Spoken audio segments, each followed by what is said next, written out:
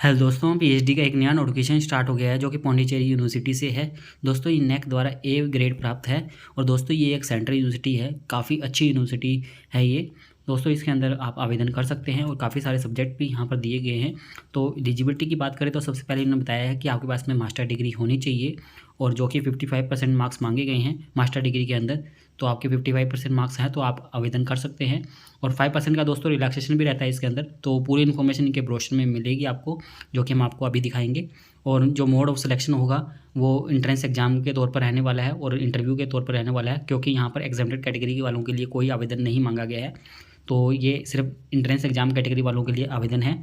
तो इसके अंदर जो मिनिमम एलिजिबिलिटी रखते हैं पीजी डिग्री, तो वो इसके अंदर आवेदन कर सकते हैं।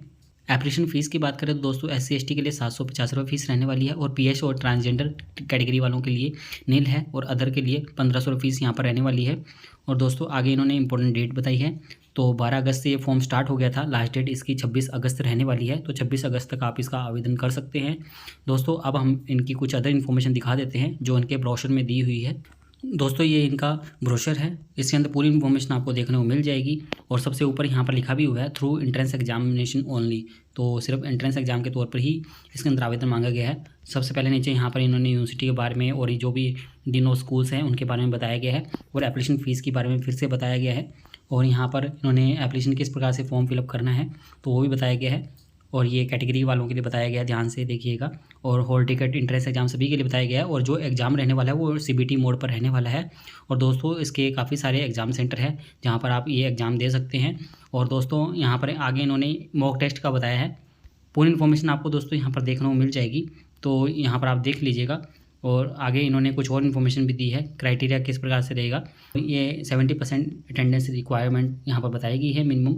और एग्जामिनेशन सेंटर की बात करें तो दोस्तों काफ़ी सारे एग्जामिनेशन सेंटर रहने वाले हैं, क्योंकि ये कंप्यूटर बेस्ड टेस्ट है। तो एग्जामिनेशन सेंटर देख सकते हैं, ये निकोबार आइसलैंड अंडमान एंड निकोबार पर भी दिया हुआ है। आंध्र प्रदेश के अंदर विजयवाड़ा, गुवाहाटी, पटना, चंडीगढ़, अहमदाबाद, बेंगलुरु, श्रीनगर, कोषिकोड, तिरुवनंतपुरम, भोपाल, मुंबई, दिल्ली, भुवनेश्वर, पुडुचेरी, माही, पुडुचेरी, जयपुर, चेन्नई, तिरुचिरापल्ली, हैदराबाद, लखनऊ, कोलकाता। तो 22 एग्जामिनेशन सेंटर हैं यहाँ पर, जहाँ पर आप अपना ये दे सकते हैं एंट्रेंस एग्ज़ाम। सिलेक्शन प्रोसीजर की बात करें तो एंट्रेंस टेस्ट जो रहेगा वो आपका 70 का परसेंट का वेटेज रखेगा और इंटरव्यू आपका 30% का वेटेज रहने वाला है यहाँ पर। और यहाँ पर दोस्तों ये OBC SC/ST है जो डिफरेंटली एबल्ड कंटेंट है उनको 10% बिलो कट ऑफ जाएगी और 5% का रिलैक्सेशन दिया जाएगा SC/ST OBC वालों के को। और अदर कंटेंट के लिए भी कुछ इन्फॉर्मेशन दी हुई है यहाँ पर, तो अच्छे से आप ये रीड आउट कर सकते हैं। बहुत सारी इन्फॉर्मेशन आपको यहाँ पर देखने को मिलेगी। एलिजिबिलिटी की बात करें तो फिर से वही बताई गई है, मास्टर डिग्री होनी चाहिए आपके पास में, जो कि 10+2 वाले पैटर्न से होनी चाहिए। ये पूरा इन्फॉर्मेशन आपको देखने को मिल जाएगी किस प्रकार से रहेगा। इसके अंदर भी 5% का रिलैक्सेशन बताया गया है। और ये पार्ट टाइम वालों के लिए भी बताया गया है जो इंटरनल कंटेंट होते हैं। और जो रिक्वायर्ड एक्सपीरियंस भी क्या क्या चाहिए तो वो भी इन्फॉर्मेशन दी हुई है। हम नॉर्मली फुल टाइम वालों को लिए देख लेते हैं।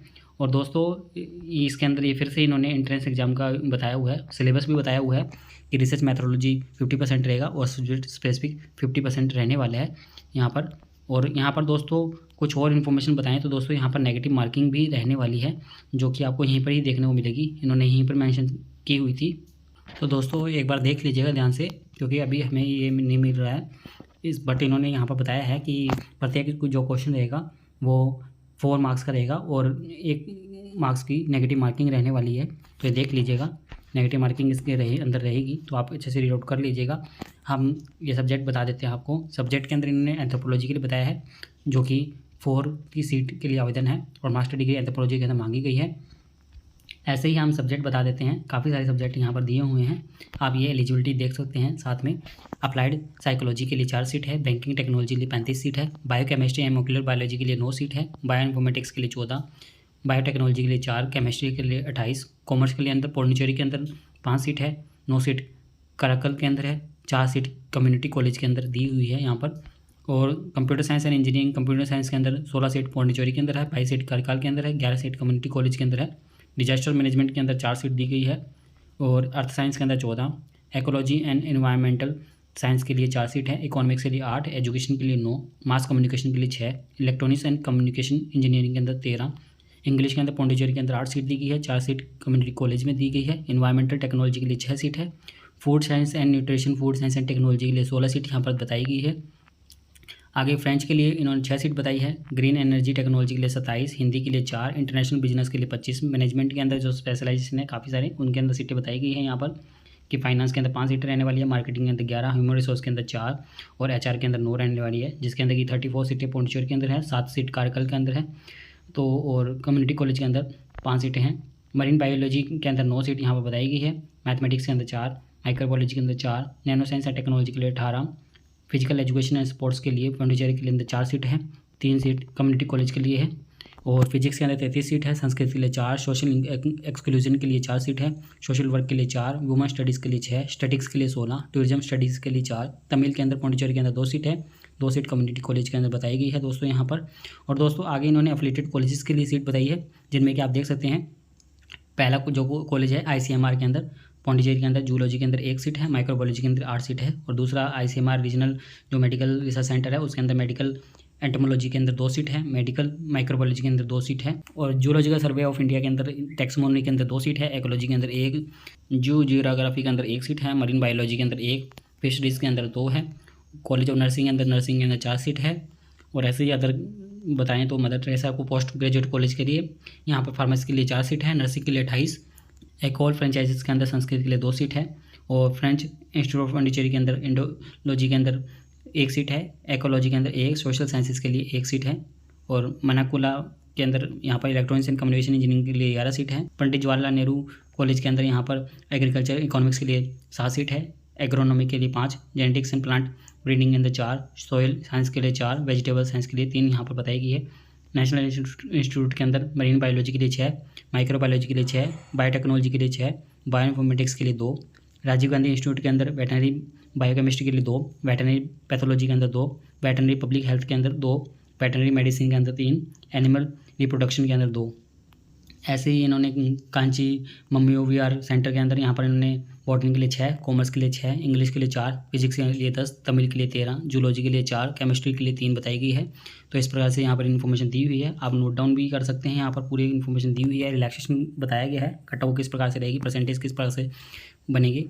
फ़ीस की बात करें तो फीस दोस्तों नॉर्मल है, फ़ीस काफ़ी कम है वैसे इसके अंदर, तो ये इनिशियल पेमेंट बताई गई है, उसके बाद में हर सेमेस्टर की फ़ीस भी अलग से बताई गई है। तो इनिशियल फ़ीस देखें तो यहाँ पर ह्यूमैनिटीज़ के लिए 17,628 रुपये लगने वाली है और टोटल जो साइंस के लिए है वो 24,628 रुपये लगने वाली है। तो फ़ीस काफ़ी कम है वैसे, और आगे सेमेस्टर जब नेक्स्ट सेमेस्टर रहेगा तो उसके अंदर काफ़ी कम हो जाएगी फ़ीस आपकी। जो ह्यूमैनिटीज़ वाले हैं उनको 5,750 रुपये ही देने होंगे पर सेमेस्टर, और जो साइंस वाले हैं उनको 11,750 रुपये देने होंगे। फर्स्ट टाइम की फ़ीस सबसे ज़्यादा रहती है इसके अंदर, और जो पार्ट टाइम एक्सटर्नल कंटेंट है उनके लिए भी फ़ीस बताई हुई है। जो पार्ट टाइम के अंदर आवेदन करना चाहते हैं तो उनके लिए भी यहाँ पर फ़ीस है, जो कि उनके लिए भी काफ़ी कम ही है फीस दोस्तों। यहाँ पर फाइनेंशियल असिस्टेंटशिप की बात करें तो दोस्तों यहाँ पर आपको नॉन नेट फेलोशिप भी मिलेगी। जो भी एंट्रेंस एग्जाम के थ्रू इसके अंदर एडमिशन लेता है, चाहे उनके पास में नेट हो या ना हो, बट उनके 8,000 रुपये पर मंथ उनको मिलने ही वाले हैं यहाँ पर, और कंटीजेंसी भी पर ईयर दी जाएगी। तो पूरी इन्फॉर्मेशन दी हुई है।